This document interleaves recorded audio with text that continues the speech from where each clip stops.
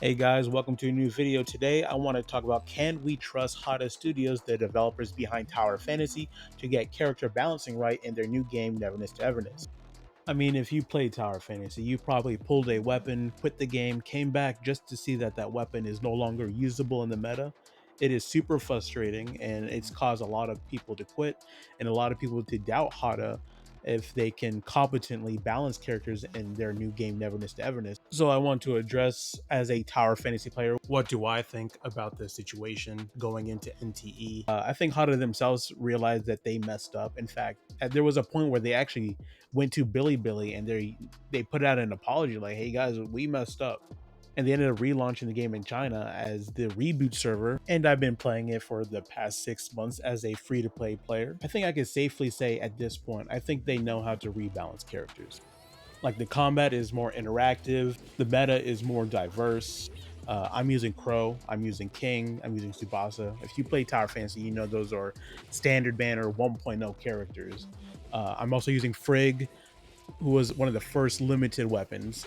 All these characters I'm listing are completely usable. Every single character in Tower Fantasy Classic is just, they're balanced. Like, even the newer characters, I think the newer characters are still probably a little better than the old characters, but the old characters still can complete content. Like, it's like I think they did a pretty good job. And personally, I think the classic server as a whole is just better than whatever we got in global.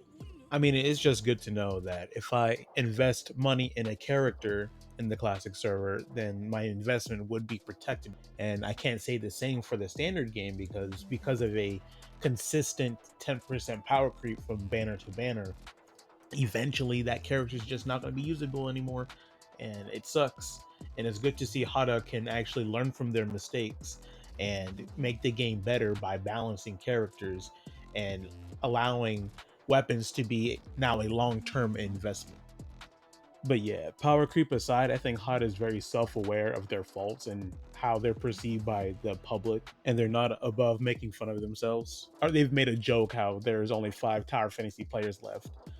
In one of their YouTube videos, they made a reference to the Tower Fantasy is gonna EOS soon meme. I think my favorite reference they did, there was a swing set bug in CN that would turn players into giants, and they ended up cooking that bug into the Tower Fantasy lore, bro. Like, who does that, man? 话说这个变大，前2月很多执行者都异常巨大化了，不会是你干的吧？当然不是啦，bug 了，bug 了。下不为例。So, do I personally trust Hotta? Yes, but not completely. I think ultimately NTE is going to be its own thing. It's going to have its own systems, it's going to have its own new incentives, its own monetization model. And they did get Tower Fantasy Classic right, but it's a step in the right direction. It's just not a guaranteed long-term change. But I think this is still a young development team and they still need time to grow. I mean, they have a lot to prove, right? At the very least, they've shown to me that they can avoid the really bad power creep that has been plaguing the game since the very beginning. And I think if they do carry this mindset into NTE, I think they'll do pretty okay.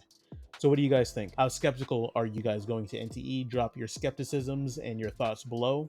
And with that said, I'll see you guys later, and peace out.